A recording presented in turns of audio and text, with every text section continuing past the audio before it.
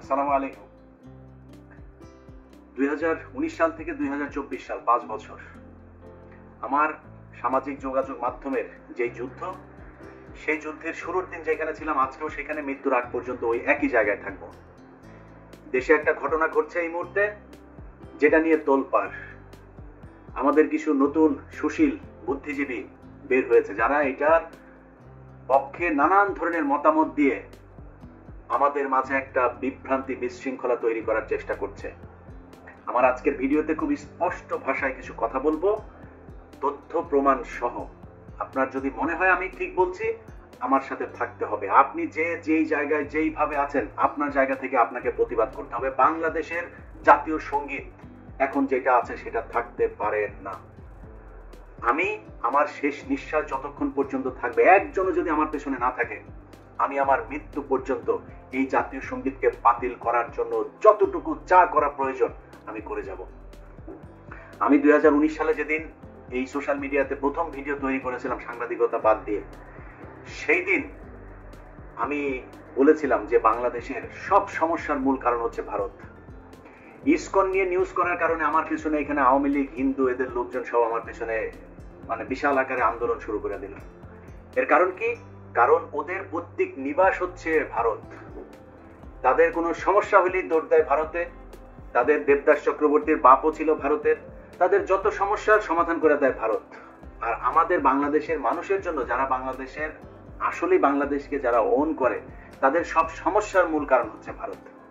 এটা হচ্ছে পার্থক্য। এখন এই যে জাতীয় সঙ্গীত নিয়ে যেটা শুরু হয়েছে, এই জাতীয় সঙ্গীতে কিছু বুদ্ধিজীবী আপনাদেরকে বিভ্রান্ত করার চেষ্টা করছে যে এইটা আমাদের শেখ মুজিব সাহেব লিখে দিয়ে গিয়েছেন, এইটা বাংলাদেশের জাতীয় সঙ্গীত, বাংলাদেশের স্বাধীনতার অস্তিত্বের সাথে সম্পর্কিত, এসব বলার চেষ্টা করছে। প্রথম কথা, যদি কেউ ডিবেট করতে চান, বলেন কোথায় যাবেন, আমি 5 জনকে নিয়ে সেখানে যাব। কে কোথায়, কোন জায়গায়, কোন ওপেন মার্কেটে কোথায় চ্যালেঞ্জ করতে চান, আমি আপনাদের চ্যালেঞ্জ অ্যাকসেপ্ট করতে রাজি। আপনার কথা কেউ বিশ্বাস করবে না, আমার কথা কেউ বিশ্বাস করবে না, করার দরকার নাই। যাদের কথা বিশ্বাস করবেন, যারা আপনাদেরই লোক, তাদের লেখা বই, তাদের লেখা বক্তব্য, সেগুলো থেকে প্রমাণ করে দেব যে বাংলাদেশের যে জাতীয় সঙ্গীত, এটা বাংলাদেশকে, বাংলাদেশের স্বাধীনতাকে কেন্দ্র করে লেখা হয় নাই। আমি আমার ভিডিওতে সবগুলো পয়েন্ট আপনাদেরকে বলবো। আমার এই পয়েন্ট শোনার পরে আপনার যদি মনে হয় আমি সত্য বলছি, আমারটা শুনতে হবে। যদি মনে হয় মিথ্যা বলছি, তাহলে আপনি আমারটা শোনার কোনো দরকার নাই। কমেন্ট করে আপনি জানেন যে ভাই আপনি এই জায়গাটা ভুল করেছেন।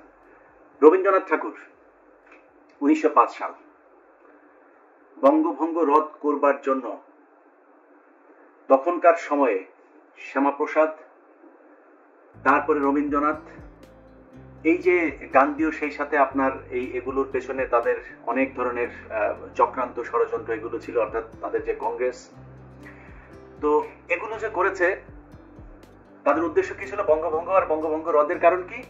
বঙ্গভঙ্গ ব্রিটিশরা করে দিল যে আমাদের দেশের পূর্ব বাংলার মুসলমানেরা এবং এই দেশের নিচু বর্ণের যেসব হিন্দুরা আছে, তারা কোনো বিদ্যা অর্জন করতে পারবে না। বিদ্যা অর্জন কারা করবে? শুধুই ব্রাহ্মণরা করবে। সেই ব্রাহ্মণরা থাকেন কোথায়? কলকাতার জমিদার সব। এই জমিদারদের কথা মতো আমাদেরকে চলতে হবে সারা জীবন। আমরা যদি বিদ্যা অর্জন করি তাহলে সমস্যা। এই কারণে তারা চায় না আমাদের বঙ্গভঙ্গ আলাদা প্রভিন্স হোক, এবং সেই প্রভিন্সের ভেতরে আপনার ব্রিটিশ সরকার আমাদেরকে আলাদা বাজেট দিক, আলাদা স্কুল কলেজ এগুলো করুক, সেখানে আমরা শিক্ষা অর্জন করব, এটা তারা করতে দিবে না। তাদের ওইখানে যেয়ে তাদের হাত পা টিপতে হবে সারা জীবন, তাদের বাড়ির সামনে দিয়ে যাওয়ার সময় জুতা খুলে যাইতে হবে, তাদেরকে দেখলে নম করতে হবে, এইভাবে সারা জীবন চলতে হবে। না চললে তাদের ব্রাহ্মণত্ব যেটা, সেটা থাকবে না। তো এই যে উঁচু বর্ণ নিচু বর্ণের যে ভেদাভেদ, এটাকে ধরে রাখার জন্য তারা আমাদেরকে পড়াশোনা করতে দিবে না। এটাই হচ্ছে মূল কারণ যে আমাদের দেশ উন্নত হইতে পারবে না, আমরা তাদেরকে শাসন করবো, আমরা শিক্ষা অর্জন করবো, অতএব বঙ্গভঙ্গ রদ হইতে হবে, আমাদের সাথেই থাকতে হবে। এই যে ক্ষুদিরাম যার ফাঁসি, এটা ব্রিটিশ আন্দোলনের বিরুদ্ধে না, বঙ্গভঙ্গ রদের কারণে এগুলো তারা আন্দোলন করেছে। হিন্দুদের যে কজনের নাম খুব কমই আছে যারা কিনা ব্রিটিশ আন্দোলন, ব্রিটিশ বিরোধী আন্দোলন করেছে, তাদের যে কজনের খুব নাম শোনা যায়, ক্ষুদিরাম সহ, সবই হচ্ছে বঙ্গভঙ্গের কারণে তারা যুদ্ধ করেছে বড়লাটদের বিরুদ্ধে। এই বঙ্গভঙ্গকে কেন্দ্র করে এই মাটা সব মিলায়ে তারা সাহিত্য লেখা শুরু করলো। এই সাহিত্য চর্চার এই আপনার কি বলবো ফসল হলো আমাদের এই যে আজকের যে কথিত জাতীয় সঙ্গীত, সেইটাকে আমরা 1971 সালে বলছি জাতীয় সঙ্গীত। আপনি বলেন 1905 সালে যারা আমাদের এই পূর্ব বাংলার বিরুদ্ধে যারা এই কবিতা লিখলো, আমাদের বিরুদ্ধে যারা আন্দোলন করলো, ব্রিটিশদের বিরুদ্ধে দৌড়ঝাঁপ করলো, সেইটা লেখা আমার দেশের স্বাধীনতা নিয়ে। আপনাদেরকে এখন বুঝাইতে চাচ্ছে যে স্বাধীনতার সার্বভৌমত্ব চলে যাবে, এই স্বাধীনতার চেতনা চলে যাবে। আরে ভাই, ওটা তো স্বাধীনতার বিরুদ্ধে লেখা। বাদ দিলাম এটা। রবীন্দ্রনাথ ঠাকুর কোন দেশের নাগরিক? আমার দেশে বহু হিন্দু আছে, ওই দেবপ্রিয় ভট্টাচার্যরে বলেন লেখা দিতে, আমরা ওনারটা লিখবো, কোনো সমস্যা নেই। এই দেশে বহু হিন্দু আছে, কোটি কোটি হিন্দু আছে, তাদেরকে বলেন যে আমার দেশের জাতীয় সঙ্গীত তাদের 5 জনের হাতে ছেড়ে দেবো, আপনারা লেখা দেন। আরেক দেশের নাগরিকের লেখা জাতীয় সঙ্গীত তো আমার দেশে চলতে পারে না। এই ব্যক্তি সেই ব্যক্তি যে কিনা আমার দেশের ঢাকা বিশ্ববিদ্যালয়, সেটা নিয়েও তারা এখন বিতর্ক তৈরি করে, ঢাকা বিশ্ববিদ্যালয় চায় না। এগুলো একদম কনক্রিট এভিডেন্স। এই এভিডেন্সের ভিত্তিতে অনেক মানুষ এই পর্যন্ত বই লিখে এসেছেন, কথা বলে এসেছেন। তাদের পেইড কিছু এজেন্ট, এই এজেন্টরা হচ্ছে এখন বলার চেষ্টা করে যে রবীন্দ্রনাথকে নাকি আমরা ধর্মের কারণে তার প্রতি সাম্প্রদায়িক এই দৃষ্টিভঙ্গি থেকে এসব বলে থাকি। ঢাকা বিশ্ববিদ্যালয়ের হিসাব আজকে বাদ, আজকে জাতীয় সঙ্গীতের ভেতরেই থাকে। আচ্ছা, এই জাতীয় সঙ্গীত রবীন্দ্রনাথ ভিনদেশী, রবীন্দ্রনাথ বঙ্গভঙ্গ রদকে কেন্দ্র করে লিখেছেন, সেটাও বাদ দিলাম। আমি রবীন্দ্রনাথের এটা নিতে চাই। আচ্ছা, রবীন্দ্রনাথের যে লেখাটা, এই যে আমার যে জাতীয় সঙ্গীত, এটা আমি পুরাটা নিতে চাই।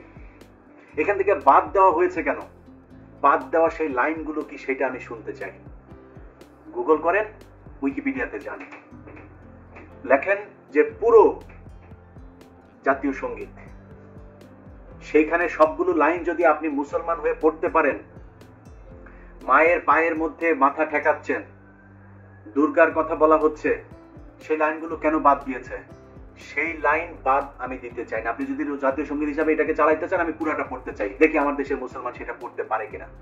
সেটাকে কৌশলে বাদ দিয়ে তারপরে তার সেই দুর্গাকে লেখা সেই কবিতাকে আপনার আমাদের জাতীয় সঙ্গীত হিসেবে চালিয়ে দেওয়া হচ্ছে। আমি যদি মিথ্যা বলি, গুগল করে তারপরে চেক করে নেন। ওইটাও বাদ দিলাম। সেই গান আপনি দিয়ে দিলেন আমার সুর করে, তারপরে জাতীয় সঙ্গীত হিসাবে তাইরে নাইরে গাওয়ার জন্য। তারে নারে গানের যে সুরটা, সেই সুরটা কার লেখা? আমার এই ভিডিওটা, আমার এই কথাটা এই মুহূর্তে যিনি শুনছেন, আমার মনে হয় আমার ভিডিও যারা দেখেন তাদের 99% মানুষ জানেন এই সুরটা কার লেখা। গগন হরার আমি কোথায় পাবো তারে, সেই গান থেকে আপনি এই কইরা গান সুর চুরি করে নিয়ে আসা, তারপরে আমার দেশের জাতীয় সঙ্গীতের ভেতরে চালাই দিচ্ছেন, এটা আমার জাতীয় সঙ্গীত। এই গানকে, এই সুরকে চুরি করা, ইয়েস অথবা নো? যারা আজকে এই ভারতের পেইড এজেন্ট, টাকা পয়সা খেয়ে যারা কি বলে নাস্তিকগুলা জাতীয় সঙ্গীতের পক্ষে, তারা এখন করছে।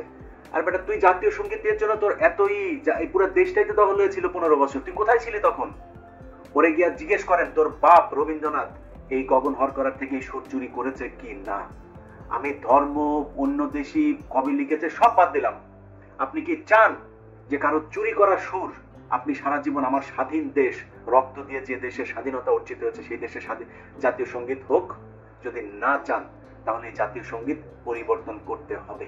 বাংলাদেশের যেখানে যেই অবস্থায় আছেন, সবার কাছে আমার অনুরোধ থাকবে, আজ থেকে কোথাও কোন জাতীয় সঙ্গীত যেখানে বাজানো হোক সেখানে গিয়ে বাধা দেবেন, এবং কোন শিক্ষা প্রতিষ্ঠান, কোন জায়গায় বাংলাদেশের এই যে কথিত যে জাতীয় সঙ্গীত, এটা পাঠ করা যাবে না।